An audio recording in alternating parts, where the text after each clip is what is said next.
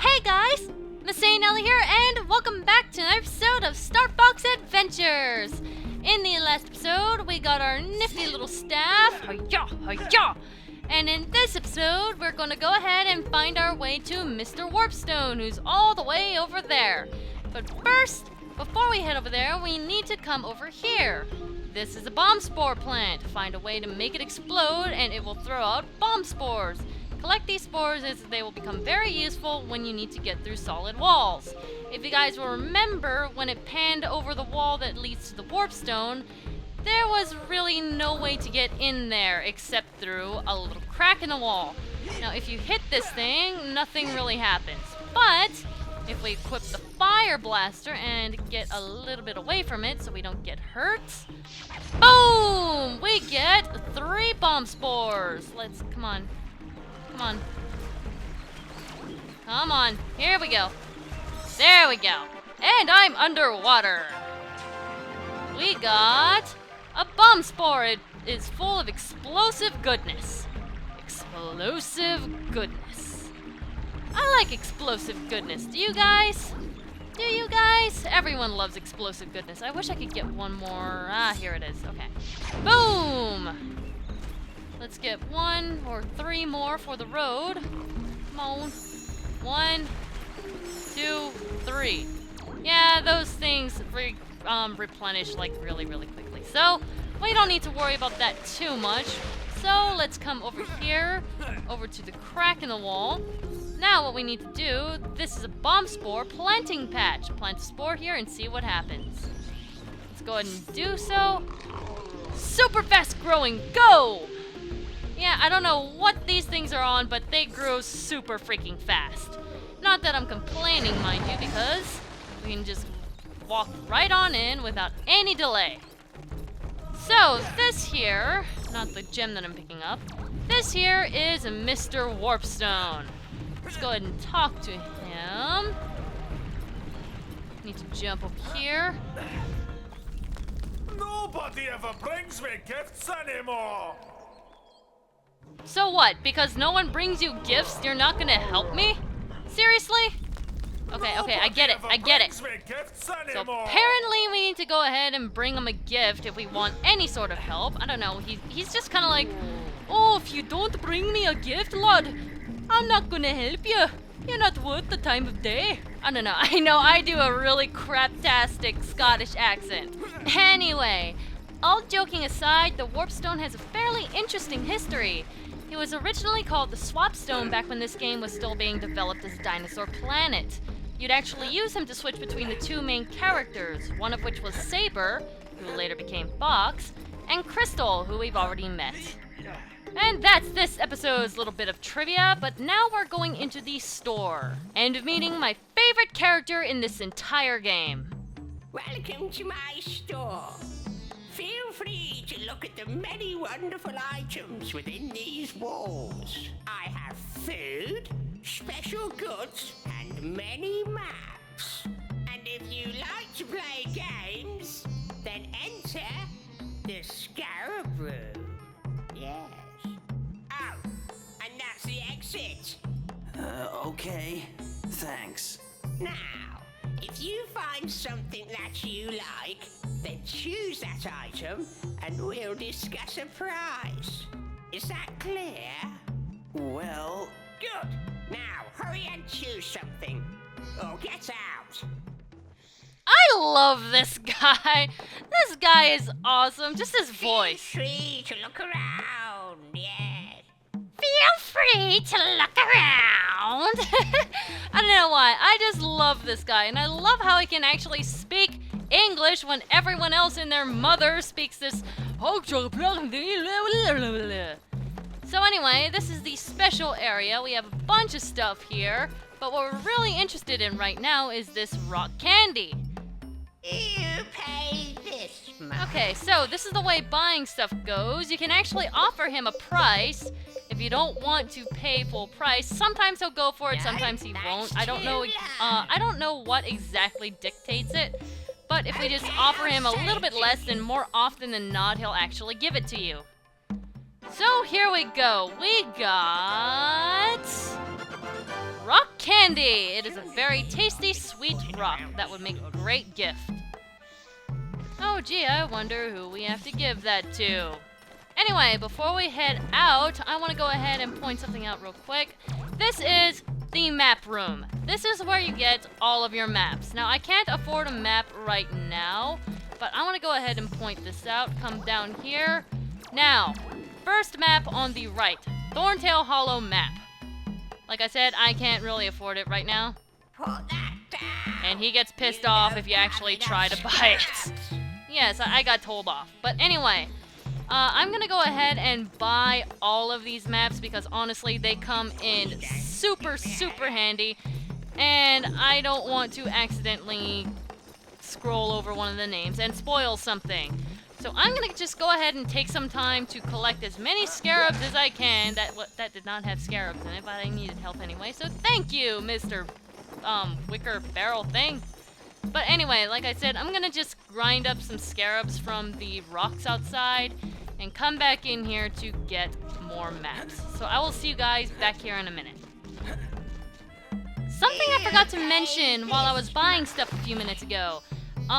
If you actually offer him a price that's too low 3 times, then something funny kind of happens. That's too low. No, that's too low. No, that's too I low. don't need business from cheapskates. Get out. Yeah, he says get out and pretty much says you're not welcome here because you're too cheap to buy anything. Well, he doesn't actually kick you out. You can just turn right back around and try to buy it again. Pay this. Yep, classic merchant. If you offer him money, then he will give you stuff. Okay, I'll sell it to you. So, we have our first map here. I wanted to go ahead and show this anyway because we haven't bought a map yet, so let's go ahead and show the very first one. This is the Thorntail Hollow map. Use the PDA to zoom in and out of the map to reveal all the hidden caves and passageways. So, I'm gonna go ahead and just buy out all the maps in here and we'll find out what the whole PDA thing that it was talking about was. So, give me just a moment. Alright, in all honesty, the real reason why I wanted to buy all the maps at once is because, quite frankly, I'm not going to remember to buy the maps before I move on to other areas. Honestly, I'm going to end up in the middle of nowhere, completely lost, and I'm going to be like, derp, I don't have my map. I thought I bought this map earlier, but I didn't. Now I don't know which way to go, derp. So yeah, I kind of just want to avoid that in general. But anyway, if you take a look at the bottom left-hand corner, that is the PDA thingy that the map text was referring to. You can use the D-pad to zoom in, zoom out, whichever way you prefer. And there's also different modes that it has. One of them being scanning for information. Basically, whatever you walk up to, say we walk up to one of these thorntails, it gives us information about it. So here is a thorntail, friendly grass-eating dinosaurs. And if you walk up to signs like this, it gives us more information. Fireweed tree. So this is a fireweed tree. But anyway, so that is something really interesting that you can use to your advantage if you want to. These are magic plants, grows magic energy, yada yada. I personally find it a little distracting to have that thing spinning around in circles, so I'm going to keep it off for now. This is something that we'll encounter in just a couple minutes. I just kind of want to leave it alone for now. So we're just going to leave it on the map of the area. That's the most useful thing that we'll actually have anyway. But anyway, let's come over here. Now we're gonna ignore him for now and come all the way over here to this crack in the wall. Look familiar? Yep, we're already using another bomb spore. So let's just set that down. Reset this fire. There we go. Fire blaster. Go! Boom. I love doing that. Now I want to do this real quick. Grab myself some scarabs. I want my monies. And in here are pretty glowy blue things. Now, if we go to this thing, you can see that this thing is going absolutely nuts. The further away I get from it, the slower it beeps. The closer I get, the faster it beeps. This is pretty much a tracker for these things. Let's find out what they are. This is a fuel cell. It is used to power the R-Wing. Rob had a few problems getting them down to the surface of the dinosaur planet. This means they have been scattered around everywhere. You will need them to enable you to fly to the floating worlds in orbit above the planet. So, we're going to be collecting these throughout the game. Really, they're not all that important. They're really not. I mean, I found way more than enough to get me to the other planets, but I'll get as many as I know how to get. But really, they're not that crucial because you'll find more than enough just going through the game normally and not going out of your way. So this is one nifty little thing that you can pull up if you ever find yourself in need of finding them. But back to the map and back to talking to Mr. Warpstone guy. Oh great, okay, I get it. You want your gift. You didn't bring me a gift yet. What is wrong with you? You're so stupid. I know, I'm really bad. Ah, a lovely sweetie.